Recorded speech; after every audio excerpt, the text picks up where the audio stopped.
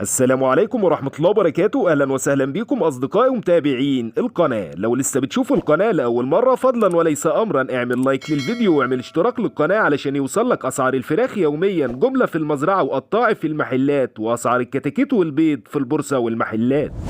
في البداية يا شباب يلا كلنا نثبت حضور ونصلي على الرسول ونعمل لايك للفيديو ونشوف أسعار الكتاكيت والبيض وأسعار الفراخ البيضة اليوم، جملة في المزرعة وقطاعي في المحلات. الاتنين 20/2/2023. أسعار الفراخ البيضة اليوم فيها تخبط كبير ما بين السماسرة وتلاعب واضح وصريح في أسعار الفراخ البيضة النهاردة. الفراخ البيضة بدأت سعرها النهاردة في البورصة 80 جنيه للكيلو، بعد كده حصل تعديل 3 جنيه وسجلت 77 جنيه، وبعدها حصل تعديل وانخفاض تاني 2 جنيه وسجلت 75 جنيه، ودلوقتي حالا بيحصل التعديل الثالث وبيرتفع سعرها 2 جنيه في الكيلو لحد دلوقتي. والسماسرة النهارده بتتلاعب بالمستهلكين والمربيين، وفعلا من آمن العقاب أساء الأدب. وأسعار الكتاكيت والبيض النهارده متمسكين بأعلى سعر ليهم حتى الآن. ويلا بينا نشوف الأسعار الجديدة مع بعض، وهنبتدي أولا بأسعار البيض. كرتونة البيض البلدي سجلت في البورصة النهارده 122 جنيه وبتوصل لحضرتك في المحلات 129 جنيه، وكرتونة البيض الأبيض سجلت في البورصة النهارده 111 جنيه وبتوصل لحضرتك في المحلات 118 جنيه، والبيض الأحمر سجل في البورصة النهارده 112 جنيه وبيوصل لحضرتك في المحلات 119 جنيه. وبالنسبة لأسعار الكتاكيت النهارده، الكتكوت الأبيض الأهالي يرتفع سعره بقوة النهارده ليسجل 26 جنيه وربع، والكتكوت الأبيض الشركات ثابت على سعره النهارده ليسجل 30 جنيه ونص، والكتكوت الساسو سجل النهارده 15 جنيه، والكتكوت البلدي سجل سعره النهارده 8 جنيه. وهنشوف دلوقتي أسعار الفراخ